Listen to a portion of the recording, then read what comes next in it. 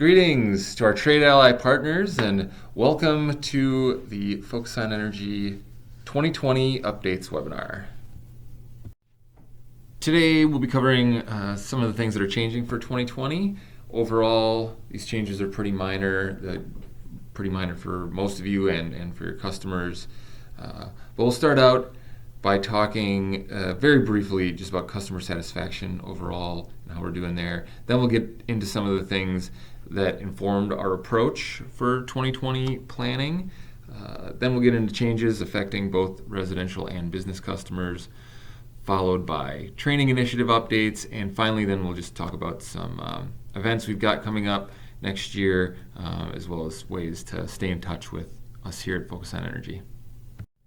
So kicking things off on a high note, talking about customer satisfaction, we have kind of set a baseline here at Focus on Energy that the overall satisfaction of customers will be at least an 8.9 out of 10, which is a pretty high bar to start with.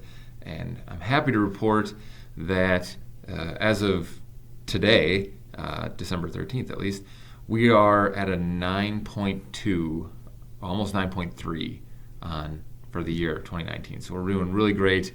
That's a very, like I said, a very high bar. And this is a testament really to all of you trade allies, and the great work you're doing out there. We have very satisfied customers with Focus on Energy, so we're really happy about that. Of course, customer satisfaction will continue to be an important driver of the things we do here. We always have a lot to take into consideration when we make changes to the program. Customer demand is really high right now, but we want to be sure that we're providing equitable participation opportunities for customers from all of our utility partners. And we partner with over 100 utilities across the state, so having offerings that work for all of them is very important to us. As I mentioned, most of the changes that you and your customers will experience in 2020 are pretty minor in terms of incentives and offerings. The biggest change really is that we're moving to consolidate and simplify our delivery of these offerings. So in the past, we've had a lot of different programs, which at times could cause some confusion about which program a customer would fall into. And we really wanted to simplify this for you, our trade allies, and for our customers. So this is what our consolidated offerings look like. So really on the residential side of things is the direct customer solutions and the trade ally solutions, also the new construction solutions. But new construction kind of spans residential and business customers, and that's kind of the same is true for midstream, that both residential and business customers will be able to participate. And then on the business side, we have pared it down to just business and industry solutions and the school and government solutions.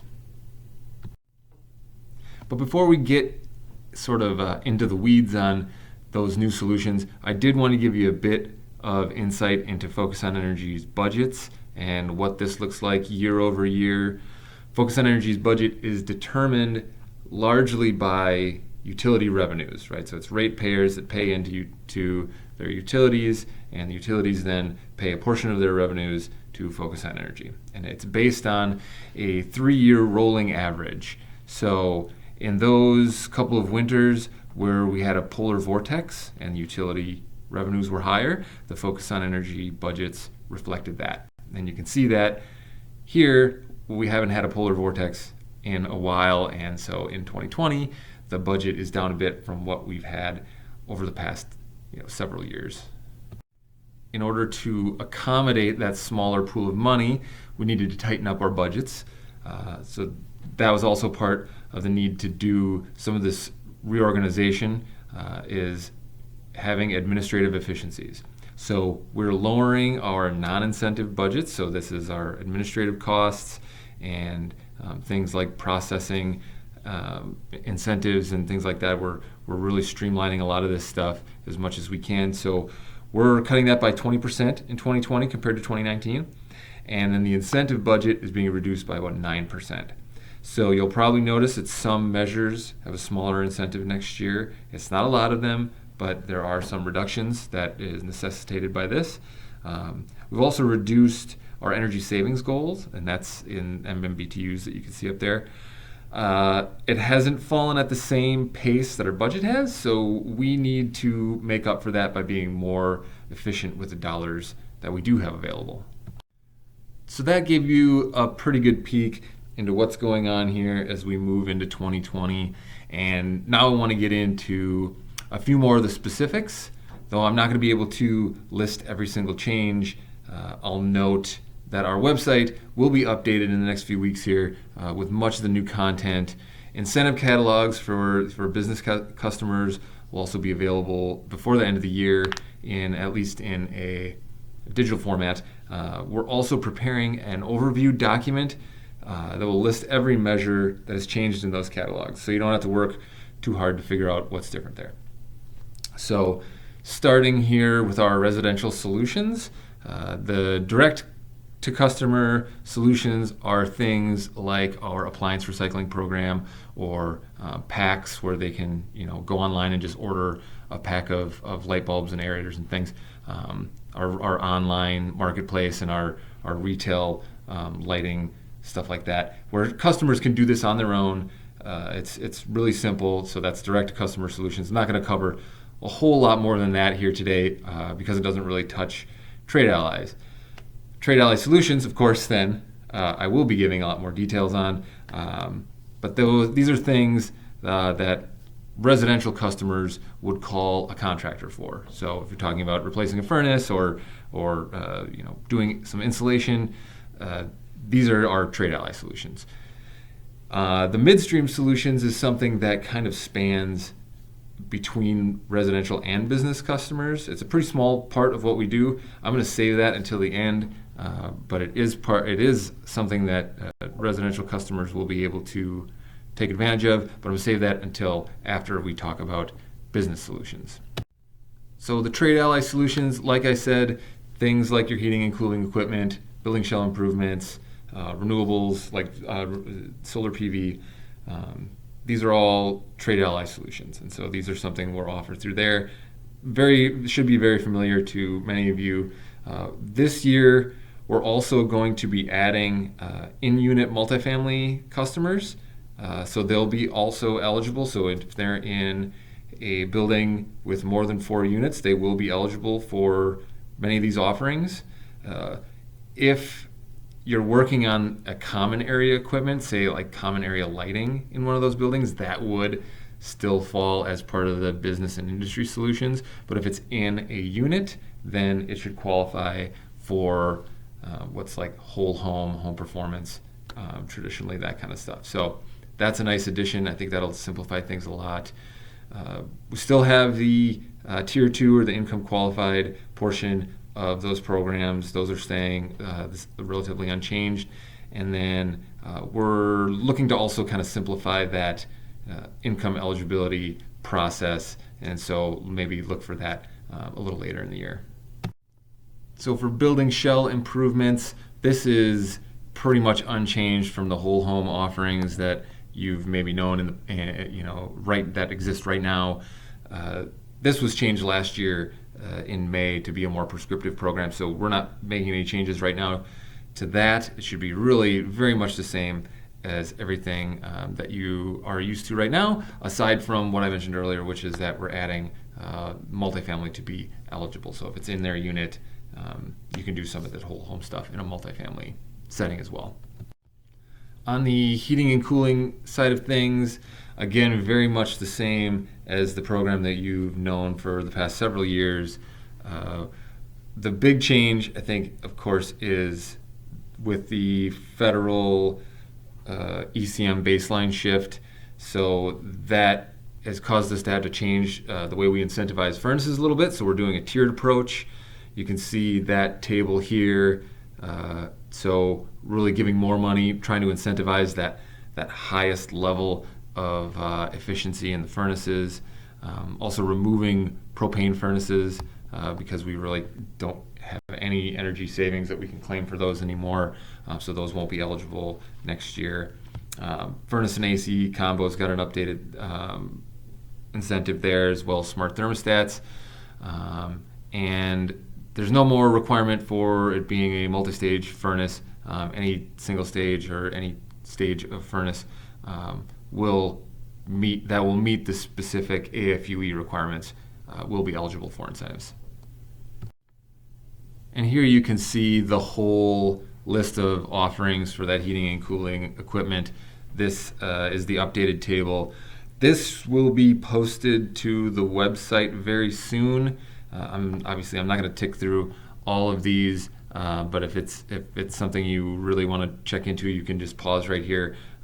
But this, like I said, this should be up on the website very soon. So renewables is where we've got maybe a more substantial change. Many of you know, if you're involved in this, you've probably already seen some emails from me that we're moving all of our solar PV measures to be prescriptive measures. Now this is beyond just residential. This is also for business, but it'll all run through this Trade Ally solution of renewables. So all PV, every solar PV project will be eligible for a prescriptive incentive that's based on the size of the system. We're shifting a lot of money from the Renewable Energy Competitive Incentive Program, that's RECIP, in order to move that over to here, to the Renewables program. And this is what the incentive looks like for residential customers. So like I said, it's based on the capacity of the system. That's the DC capacity, so the panel rating really of the system. Maximum of $1,500. That's down from $2,000 last year. And then for business customers, this is a sort of a progressive incentive structure. So for every project, regardless of the size, they'll receive $300 per kW for the first 5 kW, and then $200 per kW for the next 5, and so on, as you can see in this table here. So for example, a 6 kW system would be eligible for an incentive of $1,700. That's $1,500 for the first 5 kW, and then $200 for the 6th. So this goes all the way up to $60,000 for a very large system, and that is the cap. It's capped at 500 kW. That's a very large PV system. $60,000 is as high as we can go on that. A reservation system will be put in place for all of these renewables projects. So residential projects will have 3 months to complete from the time they put in a reservation, and business projects will have 6 months. Reservation forms will be available shortly after the first of the year. We also have a rural component to the renewables program. So for rural residential customers, and there is there's a zip code list. If you're not familiar with this, there's a zip code list that tells you who is officially rural. If they are in one of those zip codes, we will give them a bonus of up to $500. So it's really an incentive match up to $500, so they can get up to $2,000. And then farms and agricultural producers will be eligible for an incentive match up to $10,000. So they can do quite a bit more, basically doubles their incentives up to that 10, so they could get up to $20,000 with that match.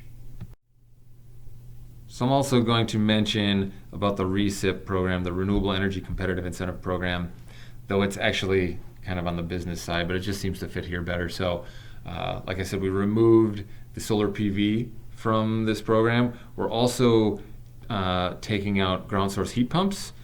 So those will be available as a custom measure for business customers, but we're still going to put out requests for proposals 3 times a year. The eligible technologies are biogas, biomass, solar thermal, and wind. And we're also still doing the biogas feasibility studies, so that's up to $15,000 for a biogas feasibility study through RECIP as well. And finally, we've got the new construction solutions. So on this, like I said earlier, this spans both residential and business customers. The new construction solutions, it's kind of one path, but on the new homes side of things, it's very much the same new homes program as has been in Focus on Energy since, almost before there was Focus on Energy. There was a new homes program that has been very successful, and we're kind of sticking with that. It's a very similar setup. The same incentives will continue on into next year. If there's a new implementation team that oversees this offering, and so but a lot of the same folks that you already know are going to be there to help you. So there's also a new kind of workflow. It's called Compass that I think will help just in the submittal process and everything. But again, it's still RIM rate. It's still the same incentives you're accustomed to. So not a lot of change there. So moving into the business side of things, these are our consolidated offerings or solutions on the business side. Business and industry solutions, very similar to many of the things you've known in the past, just kind of a different packaging on it. Schools and government, so for those specific customers, that type of customer, they do share many of the same incentives and offerings as the business and industry, but it is a little bit different. And then, like I just talked about, the new construction solution, and that incorporates some of what was design assistance and also some prescriptive and some different prescriptive offerings and some different things there. So for the business and industry solutions, this is very much like what you knew in the past, where we had a large energy users program and a small business program and an ag program. This all kind of combines a lot of that. We still have our great subject matter experts and your energy advisors. The vast majority of that is staying the same. If it is changing, you will get notified, but most of you will not. The vast majority, like I said, not going to see a change. It's just a more or less a market-facing kind of better way to organize this and consolidate these programs to make it easier to participate. So we've got prescriptive parts of this, and like I mentioned, the catalogs coming up before the end of the year. Still got custom incentives, retro commissioning, and then the RECIP program that I talked about. Small business still has their online assessments and packs. Considering an ambassador initiative, kind of like what we have, similar to what we have on the residential side. Still have the strategic energy management portion of the program for large industrial, and the rural industrial continuing on with that staffing incentive, which is very popular. The schools and government solutions, again, this year for those kinds of customers, we have prescriptive and we have custom incentives and retro commissioning. RECIP is available to them if they had one of those projects. I believe we're also adding boiler tune-ups this year. And again, we've got those great subject matter experts ready to work with those customers and with you if you've got one of those customers that you're working with.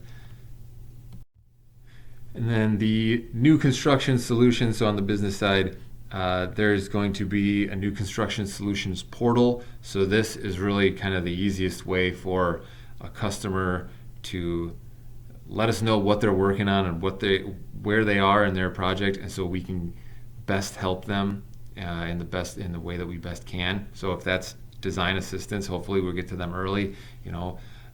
If we can do something with the entire building, it doesn't have to be necessarily an entirely new building. It could be just a large addition on some buildings that would qualify as well. And then we also have prescriptive measures included in here as well.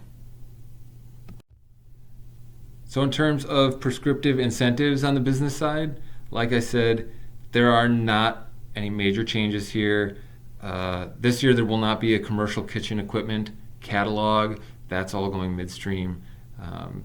There are some incentive changes. That's mostly LEDs and VFDs, but really it's not very major. And like I also said, we'll be sending out an overview of what changed measures there are very soon here, I think next week. So those incentive catalogs are just about ready. Well, they're being reviewed, and before the end of the year, the digital copies will be ready to go. So some of the other changes that will be coming out next year. Some of those things won't happen on January 1st. Some other things will be rolled out later in the year. So more of those details will be available as we get closer to that time of year. But what I do want to mention here is the incentive caps updates. So the customer cap is set at $400,000. This was actually done back in August of 2019, so that's not really that new. But the project cap, the $300,000 per project cap, that will be going into effect on January 1st. We do have some ag-specific updates. So for those of you that work with farms and agricultural customers, these will be of interest to you. Again, it's nothing really big. There are a couple things on top here. The multiple equipment bonus is being discontinued. Electric water heater incentives are being discontinued. And circulation and ventilation fans. This is kind of a modified incentive structure from what we've done in the past. But you can get into that if you in the catalogs. And then we've got some new offerings for 2020, which you can see here. I'm not going to read through them all. But that will be available on the website and on the catalogs very soon. So the midstream solutions, as I said, I'm saving that for last. This is relatively new territory for Focus on Energy. So if you're not familiar with the terminology in a midstream program, the incentive comes through the distributor. So when you purchase, say, a ductless mini split from a distributor, for example, they'll provide you the incentive at the time of sale. And so you can pass that on to your customers. So this is only on a limited number of measures right now, though we may add more in the future. But this is, like I said, a pretty small part of what we do in total. So on the res side, that is ductless mini splits and heat pump water heaters. And then for business customers, commercial kitchen equipment and circulation pumps. Commercial kitchen equipment we've run a pilot on in the past, and that went really well. So we're continuing down that path. So that does it for our programs and solutions updates. And that brings us to training. So we are doing some new things in 2020, but also sticking with some of the popular offerings from the past. You can see our training calendar on the website. So if you go to focusonenergy.com/training, you can download the calendar, and that gets updated as we add things. But there's a 2020 calendar out there right now. You can see some of these things on there. Advanced compressed air systems. This was highly sought after, so I'm glad to be bringing that. Advanced air sealing. This is a continuation of the Keith Williams course. If you've taken that in the past, if you're into that kind of stuff, this should be a very good course as well. Very excited to announce that we're partnering with MREA, the Midwest Renewable Energy Association, to do some renewables trainings this year. The first one, I think, coming in February, like a 4-day class, possibility to get a certification out of that. So that's really cool. Full scholarship for the building operator certification. And we'll be doing that twice in 2020. And then some Design Lights Advanced Network Lighting Controls course will be offered 3 sessions in March of next year. So very exciting stuff. I also wanted to give a plug for our Trade Ally breakfast events. Maybe you've been to these in the past. This year there will be a hot breakfast, and it will be we're added a location this year and changed it around a little bit, but a lot of those locations will be familiar to you. So hopefully you can join us there. You can hear us talk about some of these updates. You can talk with some Focus on Energy advisors and subject matter experts and things. So we hope to see you there. We'll be sending out invites for this next week. So the week of the 16th, you should see an invite for that. So mark your calendars right now. And lastly, I just wanted to give a plug for our Energy Advisor map. If you're not sure who to talk to, if you have questions, you can always turn to this Energy Advisor map on our website and find somebody to talk to that knows what they're talking about. This is going to get updated soon after the new year to reflect some of our new paths, but pretty much the majority of the energy advisors that you all work with are going to stay the same. And like I said, if that is changing at all, we will definitely alert you, and we're trying to do a kind of a handoff if one energy advisor is changing to another, that both of those individuals would contact you and kind of do that handoff. So, but do check out this map if you're looking to get some specific questions answered. And that about does it. But if you have more questions, you can always reach out to us at tradeally@focusonenergy.com. If you've got general questions or you don't even know where to start, that's a good place to start, and we will try and route you to the right person that knows the most about that subject that you're asking about. So thank you for joining us. Thank you for all of your hard work. We really do appreciate it, and we hope to see you very soon. Thank you.